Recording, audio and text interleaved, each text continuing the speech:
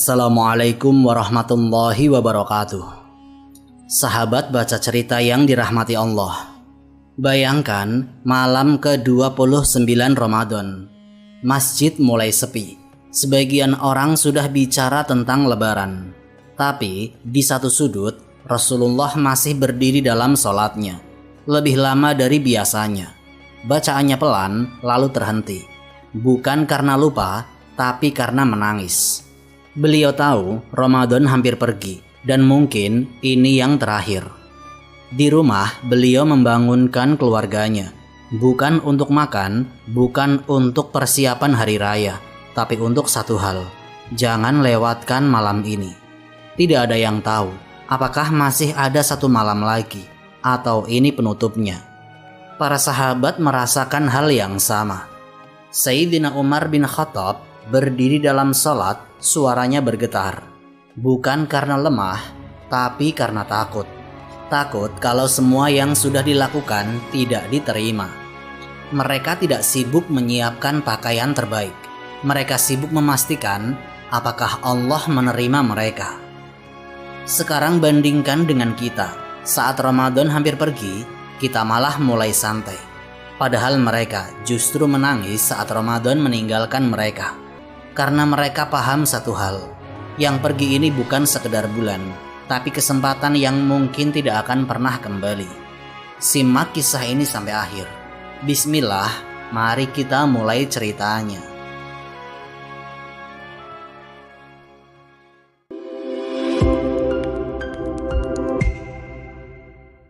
Perubahan sikap di 10 malam terakhir.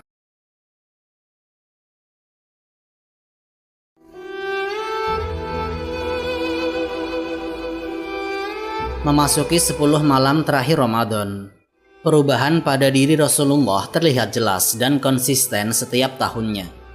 Ini bukan sekedar peningkatan biasa, tapi pergeseran cara beliau menjalani hari dan malam.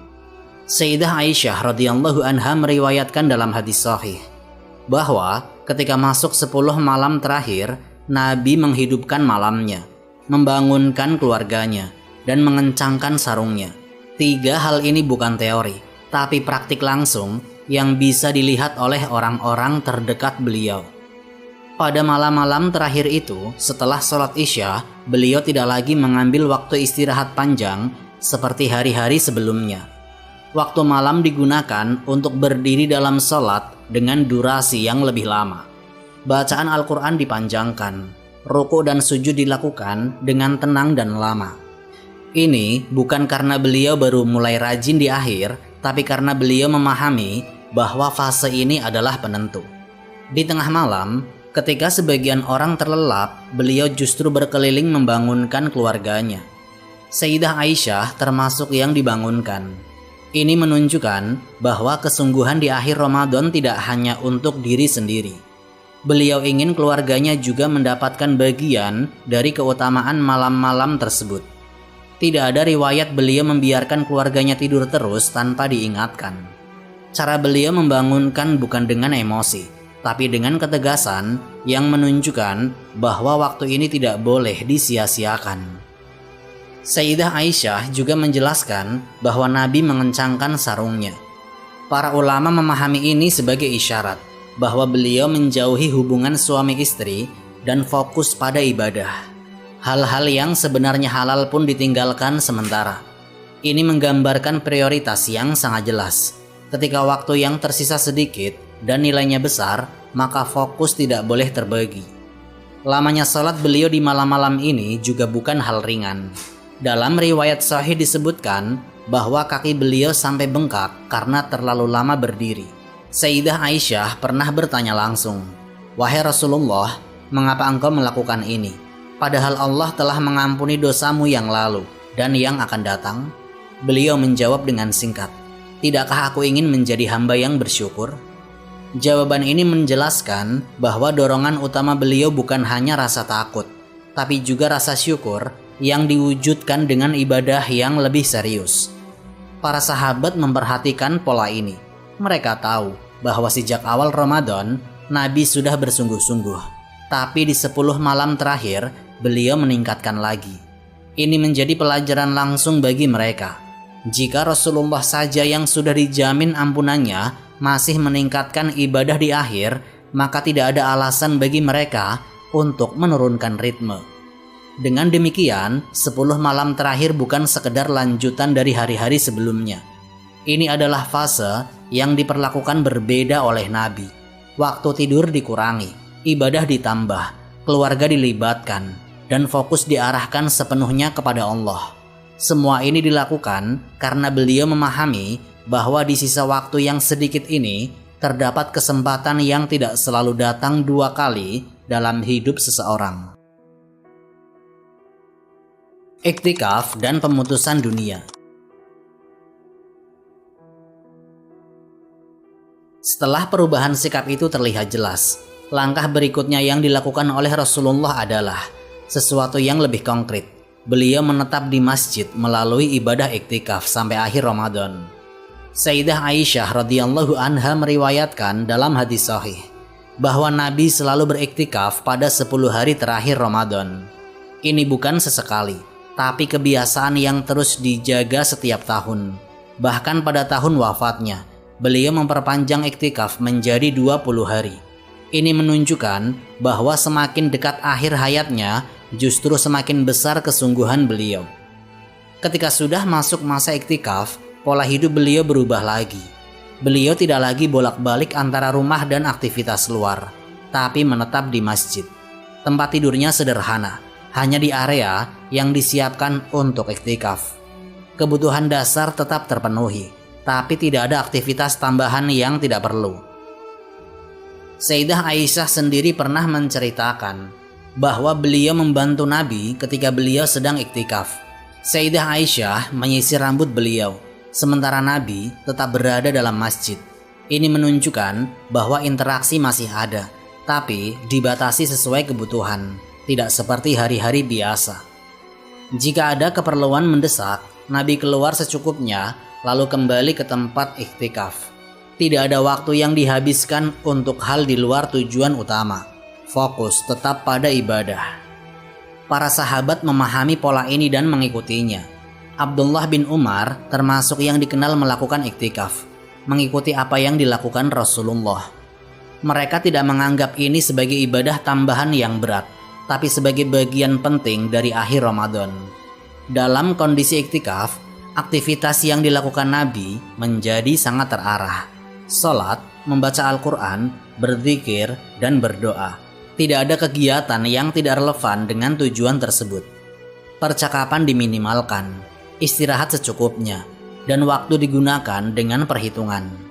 Situasi ini juga menunjukkan bahwa Nabi tidak hanya mengajarkan dengan ucapan, tetapi dengan praktik yang bisa dilihat langsung. Tidak ada riwayat beliau sekedar memotivasi tanpa melakukan. Justru beliau yang paling dahulu melaksanakan dengan konsisten. Iktikaf yang dilakukan Nabi di akhir Ramadan pada dasarnya adalah untuk memusatkan sementara dari urusan dunia. Bukan berarti dunia ditinggalkan sepenuhnya, tapi ditempatkan di posisi yang lebih rendah untuk sementara waktu. Fokus utama dipusatkan hanya pada ibadah. Dengan cara ini, 10 malam terakhir tidak hanya diisi dengan ibadah tambahan, tapi juga dengan lingkungan yang mendukung ibadah itu sendiri.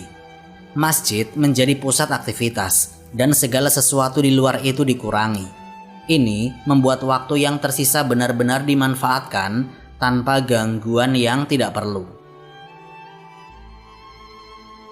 Pencarian malam Lailatul Qadar. Setelah menetapkan diri dalam iktikaf dan memusatkan aktivitas hanya pada ibadah, arah kesungguhan Nabi menjadi semakin spesifik. Tujuannya bukan lagi sekedar memperbanyak amal, tapi mencari satu malam yang telah beliau kabarkan memiliki nilai yang tidak sebanding dengan malam-malam lain, yaitu malam Lailatul Qadar. Dalam hadis sahih, Nabi memberikan arahan yang jelas. Carilah Lailatul Qadar pada malam-malam ganjil di 10 malam terakhir. Ini bukan pernyataan umum. Ada target waktu yang disebutkan secara rinci. Artinya, ibadah di fase ini bukan dilakukan secara acak, tapi dengan perhatian khusus pada malam-malam tertentu.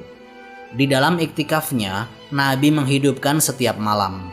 Namun ketika masuk malam ganjil, kesungguhannya semakin terlihat. Beliau memperpanjang sholatnya, memperbanyak doa, dan tidak mengisi waktu dengan hal lain di luar itu. Tidak ada riwayat bahwa beliau menandai satu malam secara pasti untuk berhenti berusaha.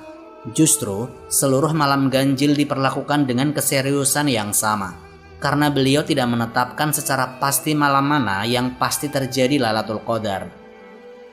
Sayyidah Aisyah radhiyallahu anha pernah bertanya langsung kepada Nabi, "Wahai Rasulullah, jika aku mengetahui suatu malam adalah Lailatul Qadar, apa yang sebaiknya aku ucapkan?"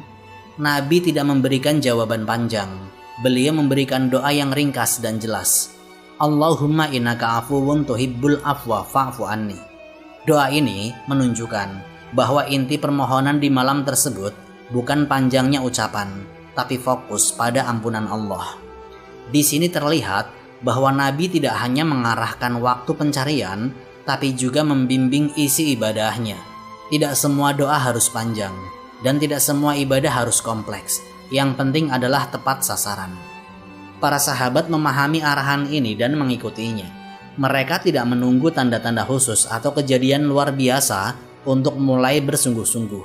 Mereka mengikuti petunjuk Nabi, menghidupkan malam, terutama malam ganjil, dengan ibadah yang konsisten. Dalam praktiknya, mereka tetap menjalani seluruh 10 malam dengan serius, karena tidak ada jaminan seseorang bisa memastikan kapan tepatnya Lailatul Qadar terjadi. Sikap yang diambil bukan menebak, tapi mengamankan seluruh peluang. Dengan demikian, fase ini menunjukkan bahwa kesungguhan di akhir Ramadan memiliki arah yang jelas. Setelah mengubah pola hidup dan menetapkan lingkungan melalui iktikaf, Nabi memfokuskan ibadah pada pencarian Lailatul Qadar dengan panduan waktu dan doa yang spesifik. Tidak ada spekulasi berlebihan, tidak ada ritual tambahan yang tidak diajarkan. Semuanya berjalan sesuai dengan petunjuk yang beliau sampaikan sendiri. Kondisi emosional Nabi dan sahabat. Setelah arah ibadah menjadi jelas dengan pencarian Lailatul Qadar, yang terlihat berikutnya pada diri Rasulullah dan para sahabat adalah kondisi batin mereka saat menjalani malam-malam itu. Ibadah yang dilakukan tidak hanya panjang dan banyak, tapi juga disertai rasa takut dan harap yang nyata. Dalam beberapa riwayat sahih, Nabi ketika sholat malam membaca Al-Quran dengan tartil dan penuh penghayatan. Ketika melewati ayat tentang rahmat, beliau berhenti dan berdoa memohon rahmat. Ketika melewati ayat tentang azab, beliau berhenti dan meminta perlindungan. Ini menunjukkan bahwa bacaan beliau bukan sekedar dilafalkan, tapi direspon langsung dengan bentuk doa.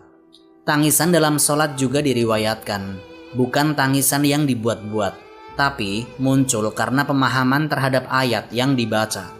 Para sahabat yang berada di belakang beliau bisa merasakan perubahan suara itu. Ini bukan suasana yang ramai, tapi suasana ibadah yang serius dan tenang. Hal yang sama terlihat pada para sahabat.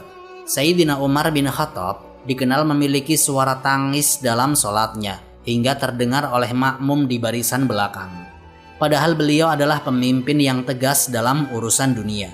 Tapi dalam sholat yang terlihat justru kelembutan dan rasa takut. Penyebab kondisi ini bukan karena mereka baru sadar di akhir Ramadan, tapi karena kesadaran bahwa waktu hampir habis. Mereka telah beribadah sepanjang bulan, tapi yang menjadi perhatian mereka bukan hanya apa yang sudah dilakukan, melainkan apakah semua itu diterima. Dalam praktiknya, doa-doa yang mereka panjatkan tidak berisi permintaan dunia yang panjang. Fokusnya tetap pada ampunan, rahmat, dan keselamatan dari azab. Doa yang diajarkan Nabi kepada Sayyidah Aisyah menjadi contoh yang paling sering diulang, karena isinya langsung menyentuh inti kebutuhan seorang hamba. Situasi di masjid pada malam-malam itu juga mencerminkan hal ini. Tidak banyak percakapan yang tidak perlu. Orang-orang lebih banyak dalam keadaan berdiri, duduk berzikir, atau membaca Al-Quran. Jika berbicara, biasanya terkait ibadah atau keperluan yang memang dibutuhkan. Dengan demikian, di fase ini terlihat bahwa peningkatan ibadah tidak berdiri sendiri. Ia disertai dengan kondisi hati yang ikut berubah, rasa takut, harap, dan kesadaran akan keterbatasan waktu membuat ibadah yang dilakukan menjadi lebih serius dan terarah. Ini yang membedakan akhir Ramadan dengan bagian sebelumnya, bukan hanya pada jumlah amal, tapi pada cara hati terlibat di dalamnya. Setelah Ramadan, kekhawatiran diterima atau tidak. Setelah malam-malam terakhir itu berlalu dan Ramadan benar-benar berakhir, sikap Rasulullah dan para sahabat tidak berubah menjadi santai atau merasa selesai. Justru yang muncul adalah kekhawatiran terhadap apa yang sudah mereka lakukan sepanjang bulan itu. Dalam Al-Quran disebutkan tentang orang-orang yang beramal dan hati mereka tetap takut karena amalnya belum tentu diterima. Para sahabat memahami ayat ini secara langsung. Mereka tidak merasa aman dengan banyaknya ibadah yang telah dilakukan. Diriwayatkan dari para ulama salaf yang mengambil pemahaman dari generasi sahabat bahwa mereka berdoa selama berbulan-bulan setelah Ramadan agar amal mereka diterima. Ini bukan sehari dua hari. Mereka terus mengulang permohonan itu seolah-olah yang paling berat bukan melakukan ibadah, tapi memastikan ibadah itu diterima. Sikap ini juga ditegaskan oleh Sayyidina Ali bin Abi Thalib yang mengatakan bahwa perhatian terhadap diterimanya amal seharusnya lebih besar daripada perhatian terhadap amal itu sendiri. Pernyataan ini bukan teori, ini menggambarkan cara berpikir generasi awal Islam. Dalam praktiknya, setelah Ramadan selesai, mereka tetap menjaga ibadah yang sudah dilatih selama sebulan. Sholat malam tidak ditinggalkan sepenuhnya, tilawah Al-Quran tetap berjalan, dan sedekah masih dilakukan. Namun yang paling menonjol adalah doa mereka. Tidak ada riwayat mereka sibuk membicarakan berapa kali khatam, berapa rakaat yang sudah dilakukan, atau membandingkan amal satu sama yang lain. Yang ada justru permohonan yang berulang, agar Allah menerima semua yang telah mereka lakukan. Mereka juga mulai berdoa agar dipertemukan kembali dengan Ramadan berikutnya. Ini menunjukkan bahwa mereka melihat Ramadan bukan sebagai beban yang telah selesai, tapi sebagai kesempatan yang ingin mereka dapatkan lagi. Jika dilihat secara utuh, siklusnya jelas. Mereka memulai Ramadan dengan persiapan, menjalani dengan kesungguhan, meningkatkan di akhir, lalu menutup dengan kekhawatiran dan harapan. Tidak ada fase di mana mereka merasa cukup atau aman. Dengan demikian, akhir dari seluruh rangkaian ini bukan perayaan, tapi evaluasi. Fokus mereka berpindah dari apa yang sudah dilakukan, menjadi apa yang akan Allah terima.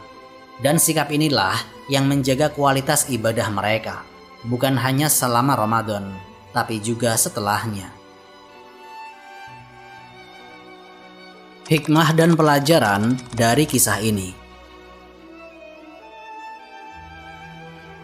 Di akhir Ramadan, ada satu pelajaran besar yang terlihat jelas dari cara Nabi menjalankan hari-harinya. Beliau tidak mengendur ketika waktu hampir habis, justru semakin serius. Ini menunjukkan bahwa dalam ibadah, penentuan bukan ada di awal, tapi di akhir. Banyak orang mampu memulai dengan semangat, tetapi yang menentukan nilai keseluruhan adalah bagaimana seseorang menutupnya. Kesungguhan itu tidak datang tanpa pengorbanan.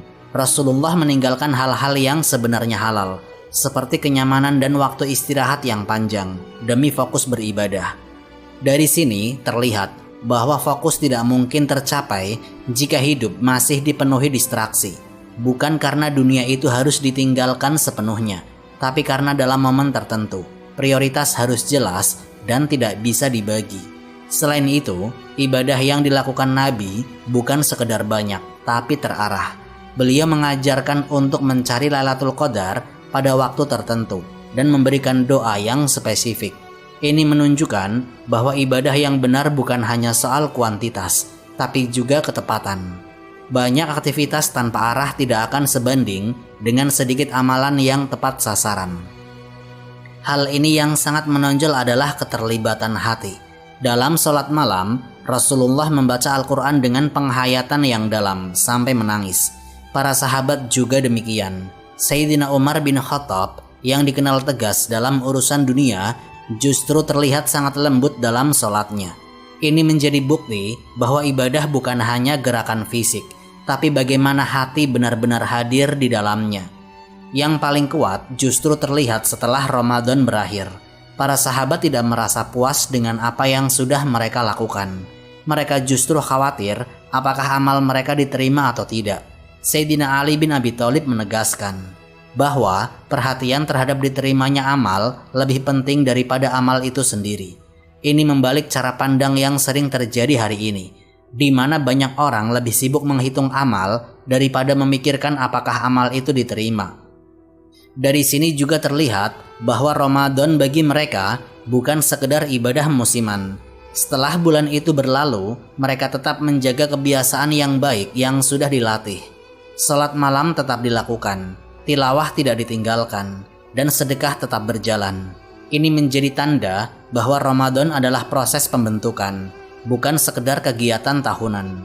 Pada akhirnya, ada satu kesimpulan yang tidak bisa dihindari. Orang yang benar-benar memahami nilai Ramadan tidak akan merasa lega saat ia berakhir. Mereka justru merasa khawatir karena sadar bahwa kesempatan besar itu telah pergi dan belum tentu kembali. Inilah yang membedakan cara pandang Nabi dan para sahabat dengan kebanyakan orang. Bagi mereka, yang berlalu itu bukan sekedar bulan, tapi peluang yang mungkin tidak akan terulang dalam hidup. Wallahu a'lam bishawab. Semoga kisah ini memberikan manfaat dan menjadi pengingat bagi kita semua untuk terus memperbaiki diri serta meningkatkan ketaatan kepada Allah Subhanahu wa Ta'ala. Lebih dan kurangnya mohon dimaafkan. Yang benar datangnya dari Allah Subhanahu wa Ta'ala. Khilaf atau keliru itu datangnya dari saya pribadi sebagai manusia biasa. Sampai jumpa di kisah-kisah inspiratif berikutnya. Akhirul kalam, wassalamualaikum warahmatullahi wabarakatuh.